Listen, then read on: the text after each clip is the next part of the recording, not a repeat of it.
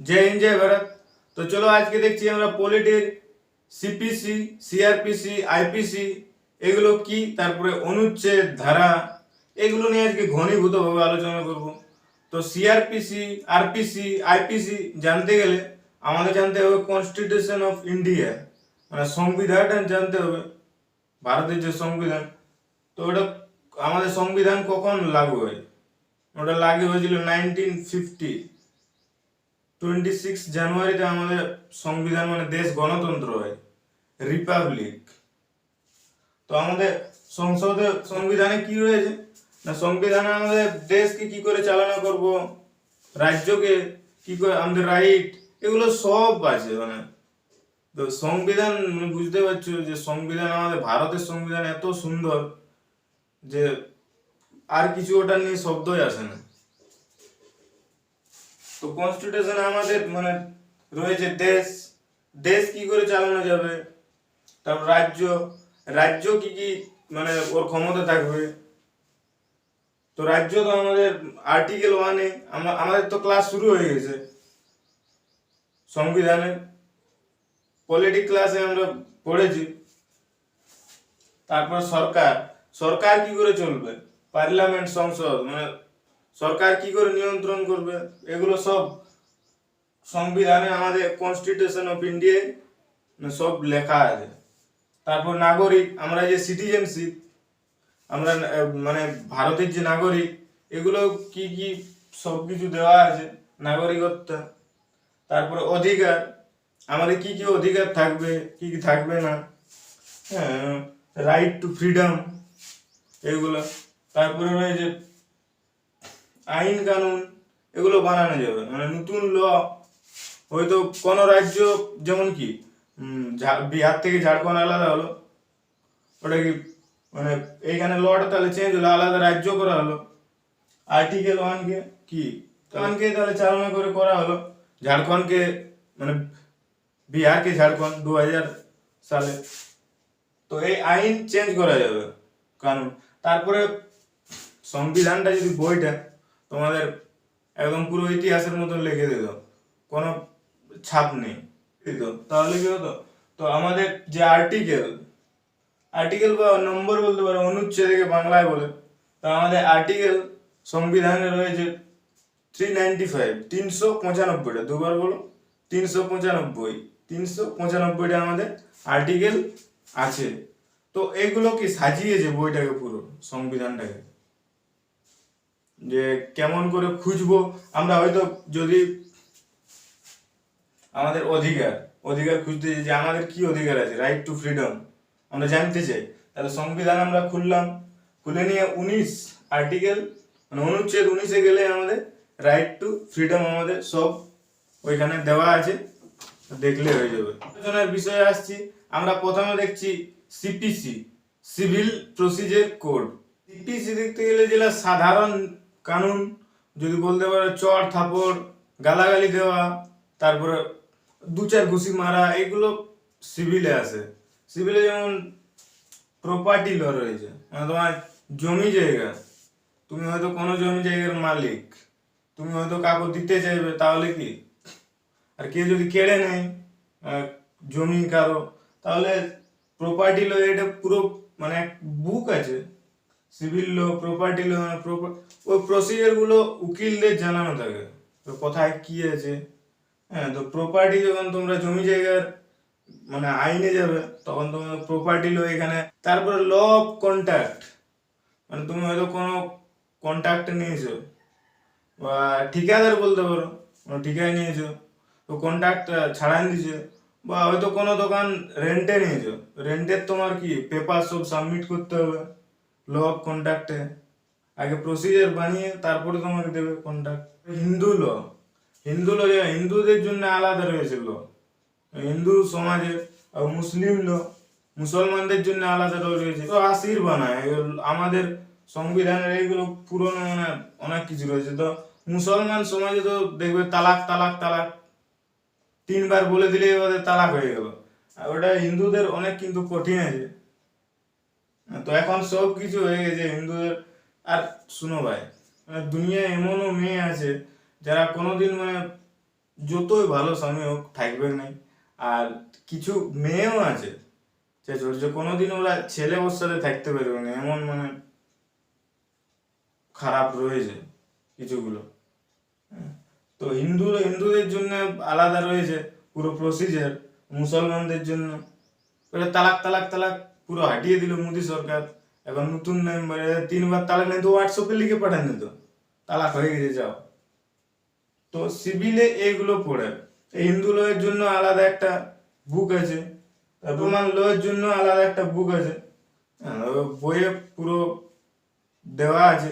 ওই প্রসিজার গুলো কাদের উকিলদের জানা আছে, ওই জন্য ওদের কাছে যেতে হবে। আর ওদের কাছ থেকে কি জজে করে, ওই জন্য তোমাদের এগুলো চলতেই থাকে। আর সিভিল লয়ে কোনো দণ্ড বা জেল হয় না, তোমার উকিল ধরে নিয়ে তোমার দিনে দিনে তারিখ পে তারিখ গেলেই হয়ে যায়। যে নেড়ে টাকা টাকা থাকলে সব কিছু, টাকা জুরমানা দিয়ে দিলে হলো, পেনাল্টি যাকে ইংলিশে বলা হয়। তো এই ছিল সিভিল ল। পরে দেখছি আমরা IPC, Indian penal code, IPC. তো আইপিসি কিগুলো যেগুলো দণ্ডনীয় অপরাধ, যেগুলো তোমার কাকু মারি দিয়ে মার্ডার করে দেওয়া, রেপ করে দেওয়া, বা কাকু আত্মহত্যার চেষ্টা, ছুরিটা পেটটাতে ঢুকাই নিয়ে দেখার চেষ্টা কি আছে ভিতরে, এগুলো কি মানে আইপিসিতে আছে, দণ্ডনীয় অপরাধ। যাতে তোমাকে পুলিশের পাওয়ার থাকে এটাতে আইপিসি, যে তোমাকে অ্যারেস্ট করে নিয়ে চলে যাবে আইপিসি। তো যেমন কি মার্ডার 302 রয়েছে, তখন কি বলবে आईपीसी के तहत हिंदी है। आप মৃত্যুদণ্ড কাউকে দিয়েছো তাহলে কি তোমাকে দোষী সাব্যস্ত করে দেবে, মৃত্যুদণ্ড। তারপরে 307 আত্মহত্যার চেষ্টা, কাউকে আত্মহত্যা করার যে কোনো চেষ্টা করেছো তাহলে কত লাগবে 307। তো আমরা কি দেখলাম যে সংবিধানে যে পয়েন্ট টু পয়েন্ট মানে গুছিয়ে লেখা আছে ওইগুলোকে আর্টিকেল বললাম। আর্টিকেল এটাতে সেকশন রয়েছে, সেকশন মানে 307 সেকশন, 376 সেকশন, এমনি করে আইপিসি কি ধারা 376 সেকশন মানে বলা যাবে। তো এটাতে মানে দণ্ডনীয় পুরা, তুমি কাউকে ধমকি দিলে দেখাই দিব, মার্ডার করে চলে গেলে, এইগুলো সব মানে যেগুলো ভয়ানক খতরনাক ব্যাপার যেগুলো, সেগুলো আইপিসিতে আছে। এটা টোটাল 511টা ধারা রয়েছে, মানে যেমন আর্টিকেলে ছিল তেমনি ধারা মানে সেকশন রয়েছে 511টা। আর রেপ বলাৎকার যেমন 376, কাউকে তুমি রেপ বা বলাৎকার করে দিলে তাহলে তোমার লাগবে কত 376।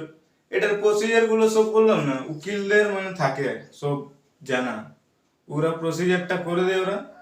আর পুলিশে তোমাকে পুলিশের প্রসিজার করবে।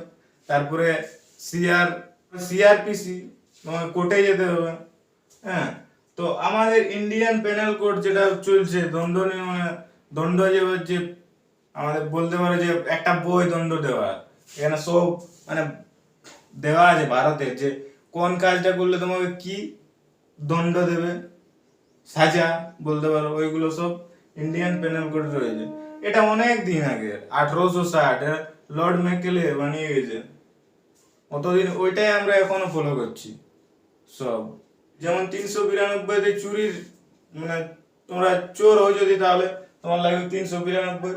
আর 395 এটা মানে ডাকাতি। তো চুরি একার জন্য হয়, ডাকাতি তোমার গ্যাং লাগে, মানে অনেকগুলো জনে ডাকাতি 395 তোমার লাগে যাবে। তোমরা দেখবে এমনি ফিল্মে তোমরা শুনেছো सात के तहत आपको मुजरिम करार देते हैं। মুজরিম কারার মানে কি তোমাকে দণ্ড দিল, সাজা শোনালো তোমাকে, ওটা কোথায় শোনায় সেন্ট্রাল প্রসিজার কোড। তো এবারে ওটা দেখছি সিআরপিসি। সিআরপিসি দেখতে গেলে মানে ক্রিমিনাল প্রসিজার কোড, এটা তোমার কোর্টের কাজ। আর আইপিসি কি ছিল পুলিশ, ওগুলো পুলিশে তোমাকে কুচবে ঢাড়াবে। আর এখানে কোর্টে তোমাকে হয়তো জেলে দিতে পারে, জুডিশিয়ালি রিমান্ড, বা পুলিশকে নিতে পারে যেটা পুলিশ রিমান্ড বলে। তো পুলিশ রিমান্ড তো তোমাকে দিবে ভালো করে। তো সিআরপিসি ক্রিমিনাল প্রসিজার কোড, এটা মানে আমি তো অনেকবার গেছি, আমার মানে এক্সপিরিয়েন্স আছে এটা নিয়ে, যে থানাতে কোর্টে এগুলো তোমাদের ভালো করে মানে যখন তোমাদের ক্লাস নেবো তখন। হ্যাঁ, তো ক্রিমিনাল প্রসিজার করো, এটা সব কোর্টের কাজ। তোমার পুলিশ চালনা করে দিল কোর্টে, আইপিসি কি ধারায় তোমাদের লেগে গেলো। আর এটার জন্য একটা বই আছে ক্রিমিনাল প্রসিজার কোড, আর এটা আর্টিকেল ব্যবহার হয় না এখানে।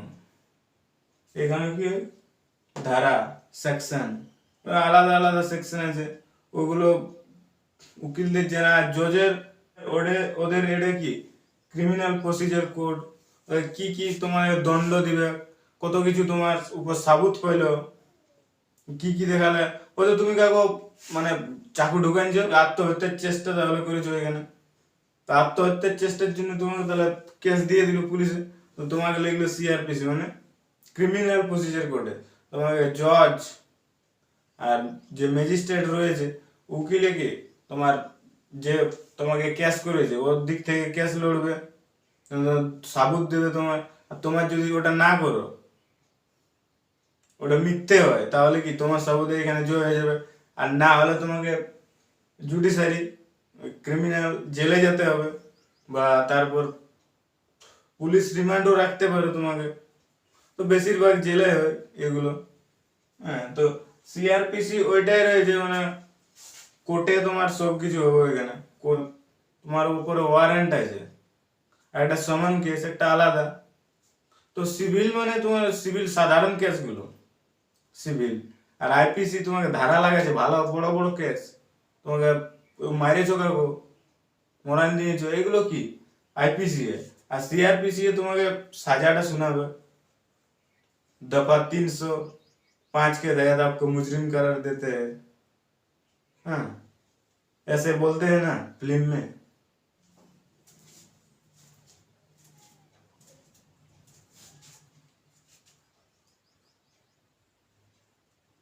তো সংবিধান বা যদি আমরা দেখি ছক আকারে, তাহলে প্রথমে রয়েছে সিভিল ল। সিভিল ল কি, সিভিল ল মানে সাধারণ যেগুলো কাজ, চড় থাপড়, এগুলো কি বললাম। আর হিন্দু মুসলমান যে আলাদা আলাদা আইন আছে, ওগুলো সিভিল লতে রয়েছে। হ্যাঁ, তারপরে আইপিসি, আইপিসি একটা পুলিশের কাজ। তো সিভিলও তুমি যদি তোমাকে মানে থাকে এফআইআর তোমার, তাহলে পুলিশ তোমাকে ধরে নিয়ে যেতে পারে সিভিল ল ওগুলোতে। আর তোমাকে তারিখ তারিখ গেলেই হচ্ছে ওগুলো, ওটা কিছু নেই, সাধারণ ল বলতে পারো, সিম্পল ম্যাটার। আর আইপিসি মানে তোমার এটা খতরনাক জিনিস,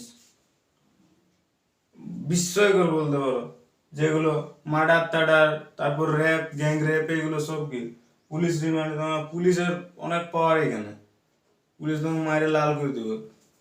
তারপর ক্রিমিনাল প্রসিজার কোড, এটা কোর্টের কাজ, কোর্টে দিয়ে দিল, তোমাকে চালান করে দিল, চার্জশিট। হ্যাঁ, তো এফআইআর, চার্জশিট এগুলো আমরা পরের ক্লাসে আরো ভালোভাবে জানবো। হ্যাঁ, তো এটা কোর্টে তুমি দিয়ে দিলে, আমাদের মানে শিক্ষা নিয়ে অনেকবার যাওয়া হয়ে গেছে কোর্টে, অনেকবার যাওয়া হয়েছে, এই জন্য জানা হয়ে গেছে।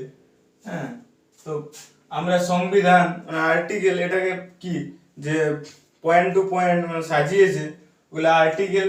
আর এই আইপিসি, সিআরপিসি এগুলো সেকশন মানে ধারা বলছি। তো আই হোপ তোমরা সিপিসি, আইপিসি, সিআরপিসি বুঝে গেছি। আমরা নেক্সট মানে ভিডিও বানাবো যে জেলে কতক্ষণের জন্য ঘুমাতে দেওয়া হয়, কতক্ষণ জাগৃত থাকা হয়, আর জেলে কি কি খাবার দেওয়া হয়, না এগুলো নিয়ে পরে ভালো করে জানবো। তো জয় হিন্দ, জয় ভারত, দেখা হবে পরের ভিডিওতে।